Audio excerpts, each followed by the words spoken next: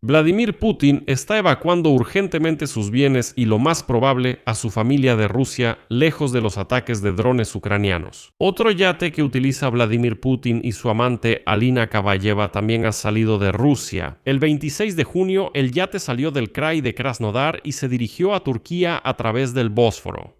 Y un día antes, otro yate de Vladimir Putin, escoltado por buques militares, fue visto cerca de las costas de Dinamarca y también se alejaba de Rusia.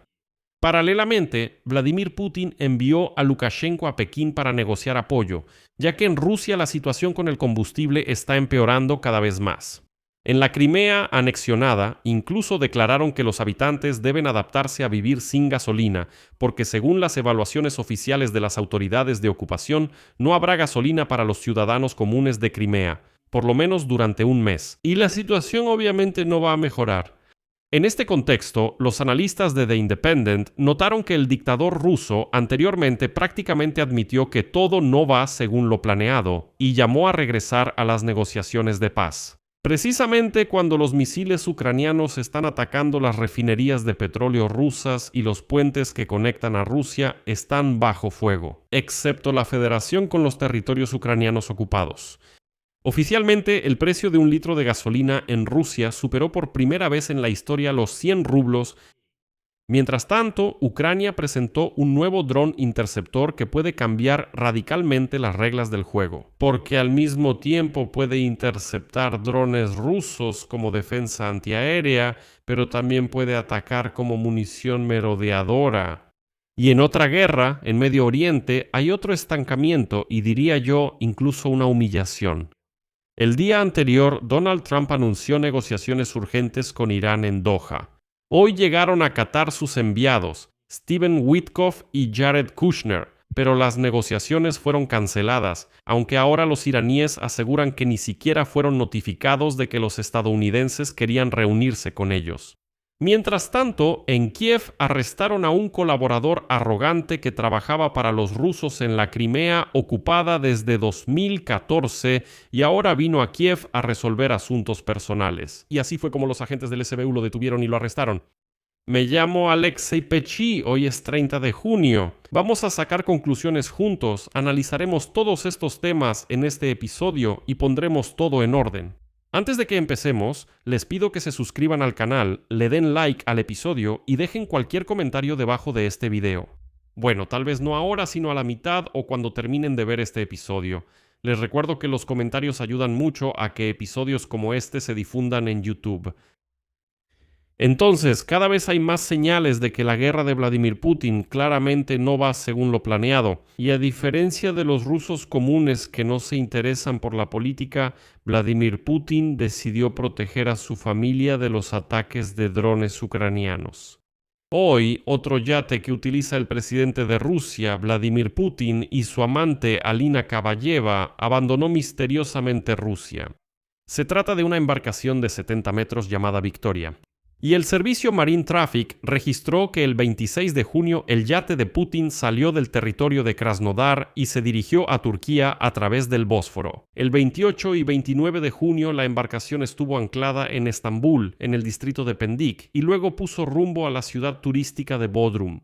Bueno, aquí uno podría pensar y suponer que, Vladimir Putin simplemente tal vez envió a su amante de vacaciones a Turquía porque Kabayeva ya había usado este yate con frecuencia antes. Pero han estado ocurriendo cosas muy interesantes con los yates de Vladimir Putin en los últimos días. Porque junto con este yate, se supo recientemente que otro yate de 82 metros, el Graceful, también relacionado con Vladimir Putin, se dirigió a Turquía.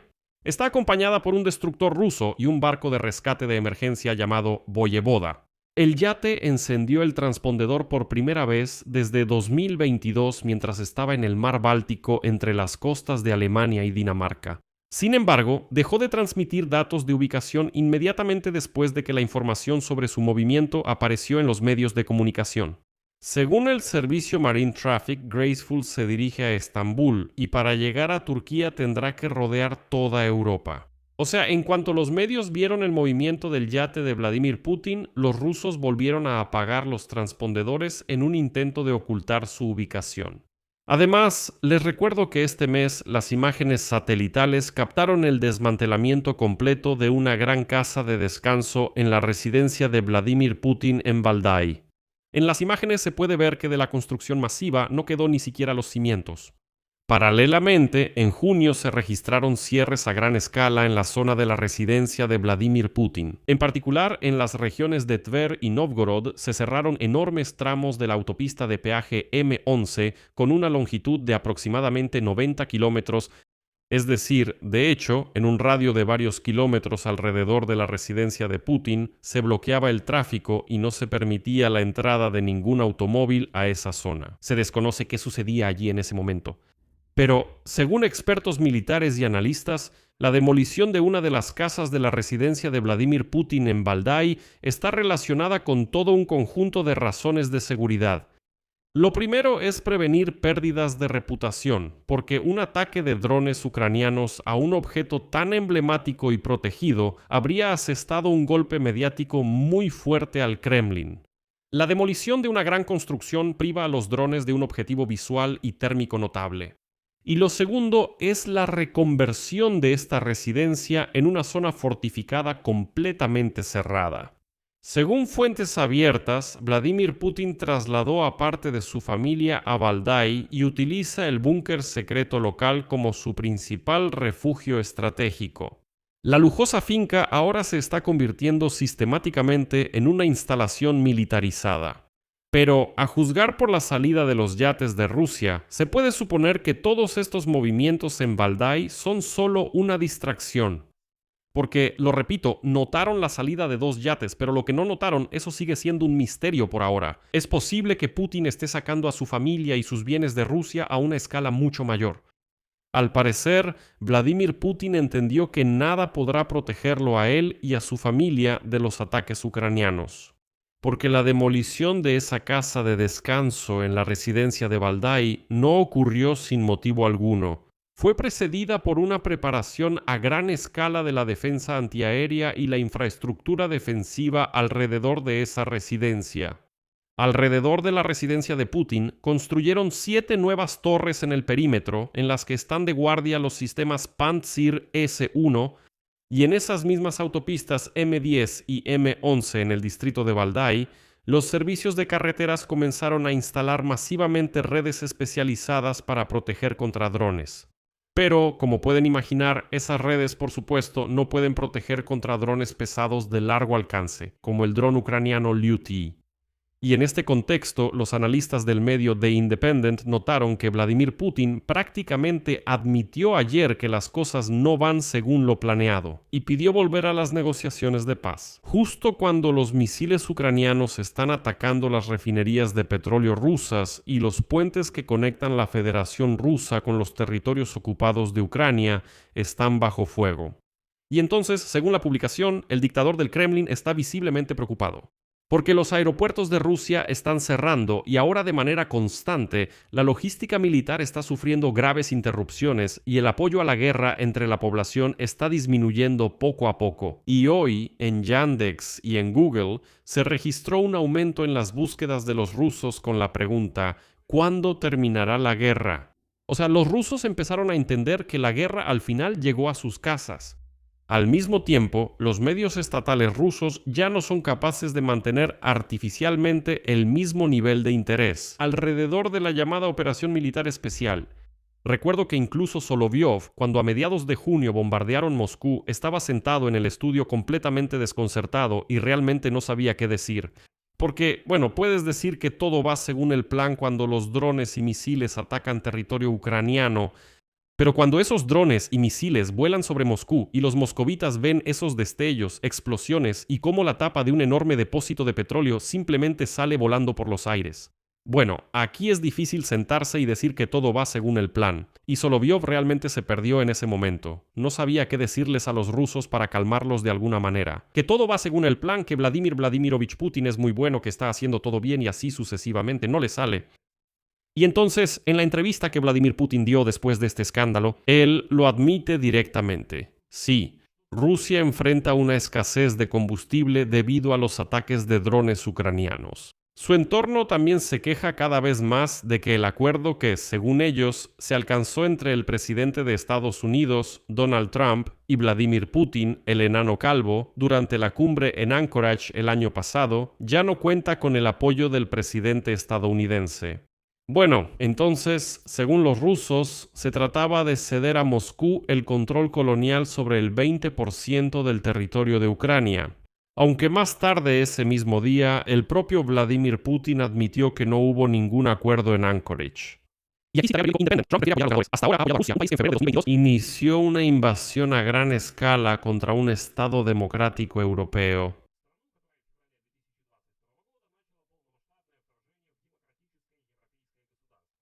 Ahora, tal vez ha llegado el momento de que el secretario general de la OTAN, Mark Rutte, le explique al 47º presidente de Estados Unidos que los aliados de la alianza realmente están contribuyendo al apoyo a Ucrania, incluso sin la ayuda militar directa de Estados Unidos, excepto la información de inteligencia. O sea, hacerle entender que, mira, tú pensabas que Ucrania se iba a derrumbar sin tu ayuda y ya llevas un año y medio sin ayudar.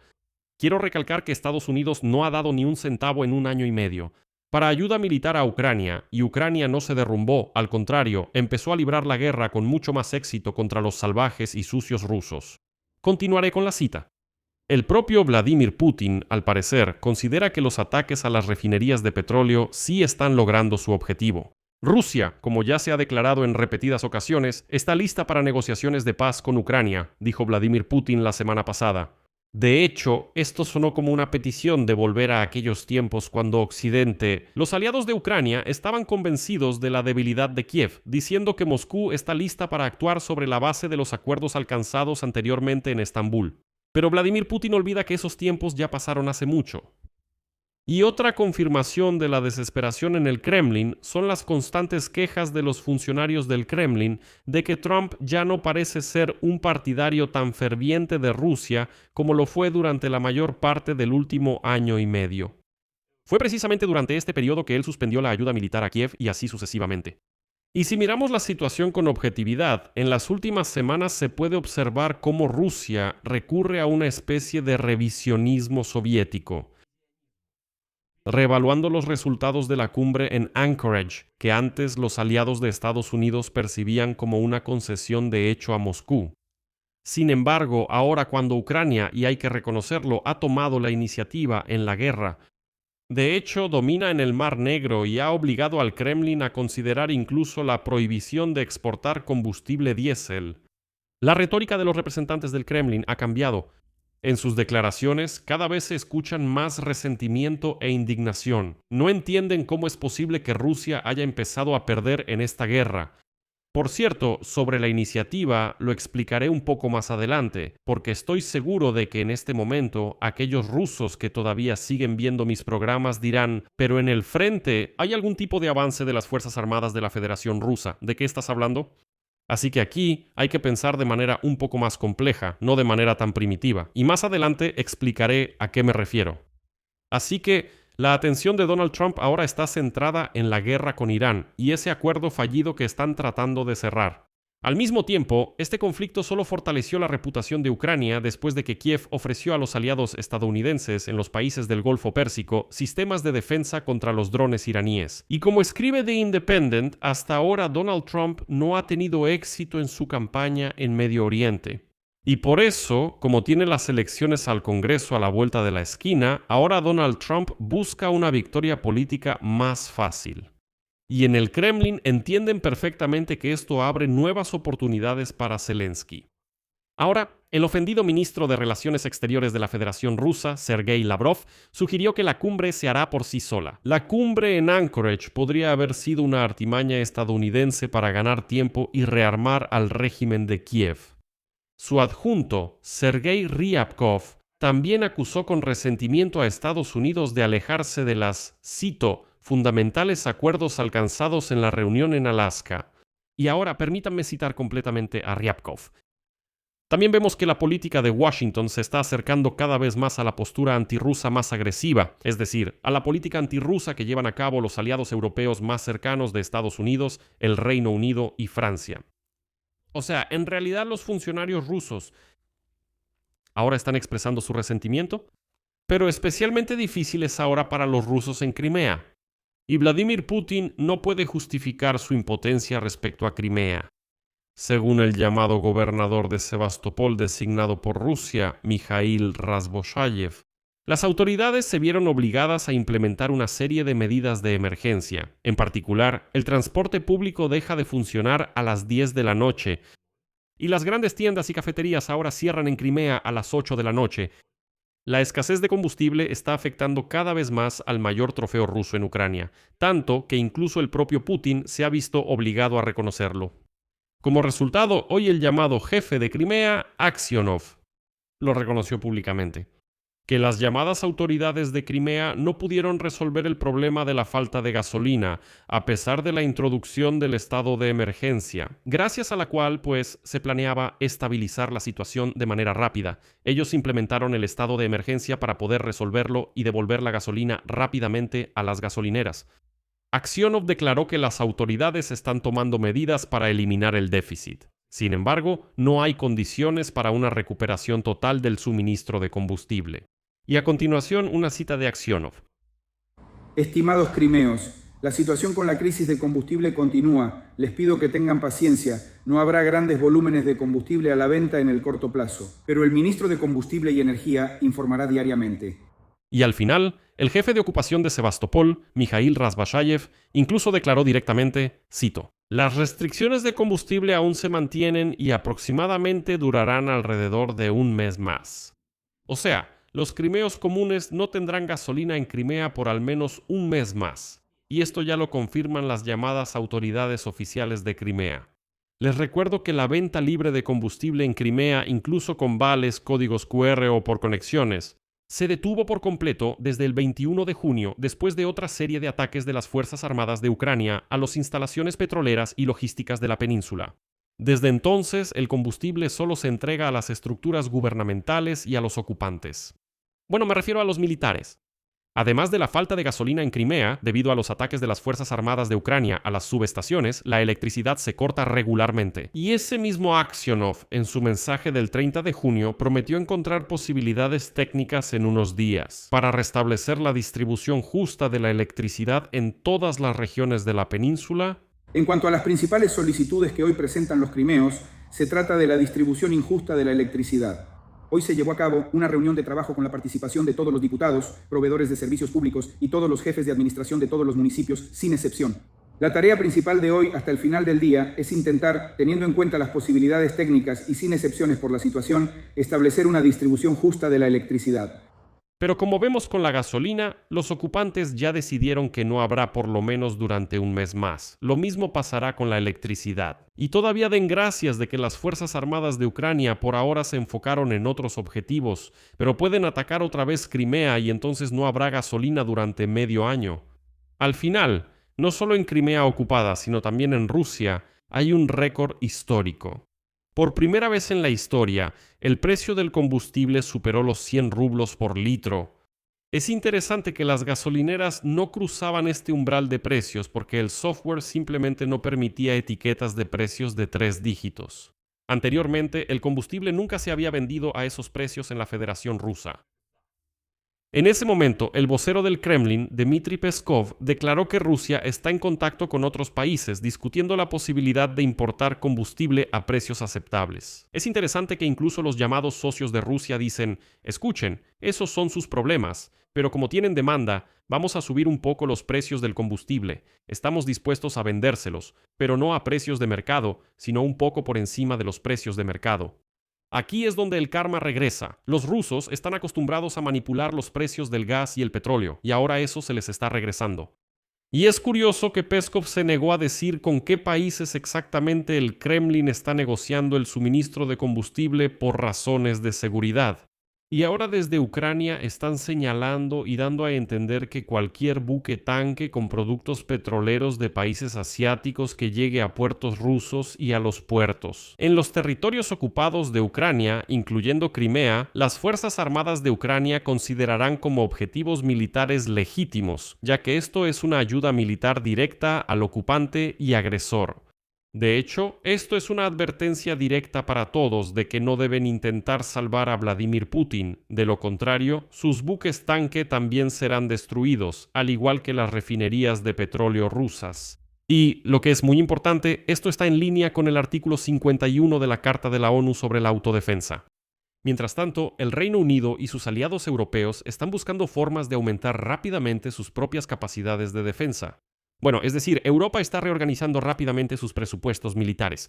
Y hoy, antes de dejar su cargo, el primer ministro del Reino Unido, Keir Starmer, declaró que aumentará drásticamente el gasto militar en casi 20.000 millones de dólares, aunque antes el Reino Unido se comportaba, digamos, de manera muy conservadora en este tema y estaba muy rezagado respecto a otros países en cuanto al porcentaje del PIB destinado a la defensa. Y aquí los expertos aseguran que Rusia ya lo logró hacer que Occidente se pusiera nervioso, pues dicen que es precisamente por eso que los países europeos se ven obligados a destinar cada vez más fondos a la defensa, aunque sus presupuestos ya están bajo una presión considerable. Y todo esto es para contener la amenaza de un Estado cuya economía, es relativamente pequeña y que por sí misma se está agotando cada vez más por la guerra y las sanciones que han golpeado al sector petrolero. Me refiero a Rusia. Sin embargo, existe otro camino que pueden tomar Europa e incluso Estados Unidos. Y даже Соединенные Штаты Америки. Consiste en fortalecer los éxitos de Ucrania en el campo de batalla, ayudar a Kiev no solo a estabilizar la línea del frente, sino a romper definitivamente la logística militar rusa, lo que podría llevar al colapso total del frente del ejército ruso. No se descarta que Ucrania sea capaz de lograr esto por sí sola, continuando la actual campaña a gran escala de ataques de alcance medio contra objetivos en los territorios ocupados por Rusia. La derrota del ejército ruso representa una amenaza seria para los actuales gobernantes del Kremlin. Putin lo entiende perfectamente. Como alguien que conoce bien la historia de su país, Putin no puede olvidar que precisamente el humillante regreso de las tropas rusas después de la Primera Guerra Mundial fue uno de los factores que llevaron a la caída del régimen zarista. Y ahora Vladimir Putin está haciendo todo lo posible para meterles en la cabeza a los rusos que, según él, están ganando. ¿Por qué? Porque el ejército de la Federación Rusa está avanzando en el frente. Si se fijan, en las últimas 2 semanas él constantemente dice: miren, estamos avanzando, estamos yendo hacia adelante.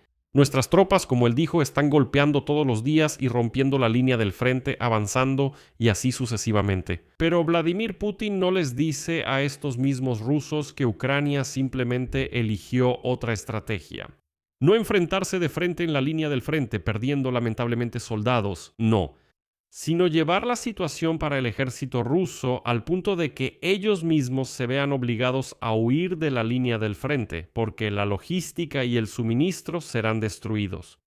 Los rusos pueden avanzar todo lo que quieran en la línea del frente, pero llegará un momento en que su retaguardia será completamente destruida.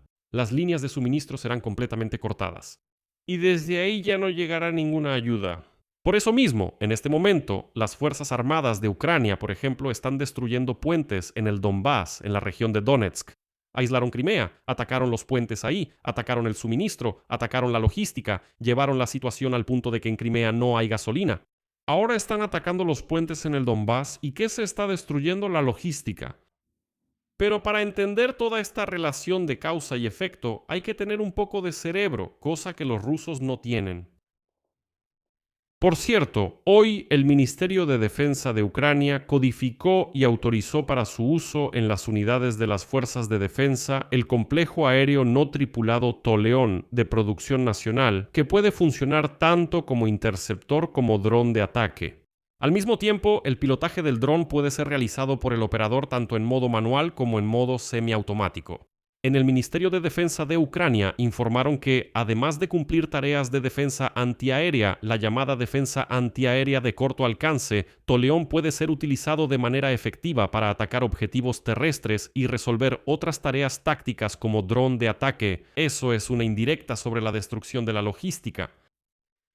Bueno, pasemos a otro tema. Son las negociaciones entre Estados Unidos e Irán, que debían celebrarse hoy, pero que finalmente no se llevaron a cabo hoy en Qatar. El día anterior, Donald Trump anunció, como él mismo lo expresó, negociaciones directas urgentes con Irán en la capital catarí, Doha.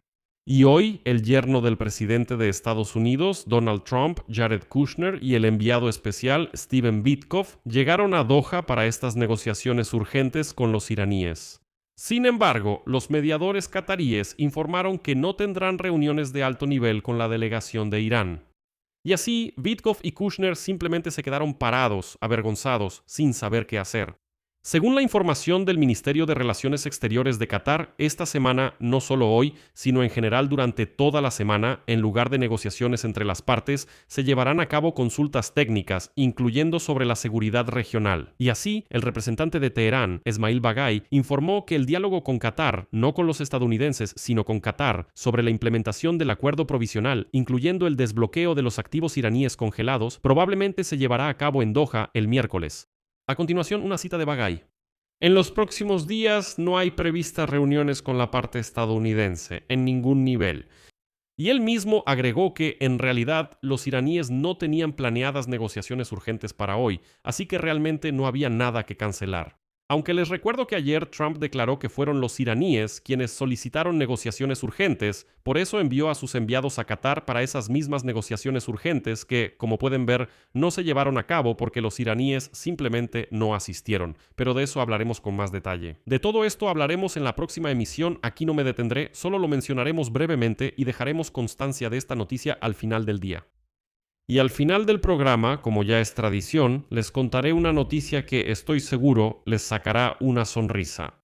Hoy, el Servicio de Seguridad de Ucrania detuvo al expresidente del Comité Republicano de Combustible, Energía y Política de Innovación de la República Autónoma de Crimea, quien, después de la ocupación de la península en 2014, decidió colaborar con Rusia. Y hoy el Servicio de Seguridad de Ucrania lo arrestó. ¿Quién lo hubiera pensado? En Kiev, a donde llegó con mucha confianza para, como él mismo dijo, resolver asuntos personales. Bueno, solo piénsalo, reflexiona, 12 años colaborador, trabajó con los rusos, les ayudó, es conocido porque es político, o sea, es famoso, todos sabían de él, y aún así vino a Kiev a resolver asuntos personales. Se trata del colaborador, Sergei Bové. Como informó el Servicio de Seguridad de Ucrania, este personaje prácticamente justo después de la anexión de la península por parte de Rusia, obtuvo la ciudadanía rusa y ofreció su ayuda a los invasores rusos. Después, el gauleiter local, Aksionov, lo nombró, atención, el llamado ministro de Combustible y Energía de la República de Crimea. Al ocupar este cargo, el implicado ayudaba a la Administración de Ocupación de la Federación Rusa a establecer el control sobre la infraestructura energética estratégicamente importante de la península. Y es curioso que este ministro de combustible huyó de Crimea justo cuando había enormes problemas con el combustible allí. Bueno, quién sabe, tal vez huyó conscientemente a Kiev, entendiendo que, es mejor pasar un tiempo en la cárcel que estar con los rusos. O tal vez es tan tonto que fue a Kiev esperando que simplemente no lo notaran. Aquí voy a dejar puntos suspensivos. Escriban su opinión y sus conclusiones en los comentarios debajo de este episodio, suscríbanse al canal, activen la campanita y no olviden dejar su like. Si quieren apoyar el trabajo de este canal de YouTube, pueden hacerlo con cualquier donación a través de los enlaces y datos que están en la descripción de este video. Eso es todo. Cuídense. Hasta luego a todos.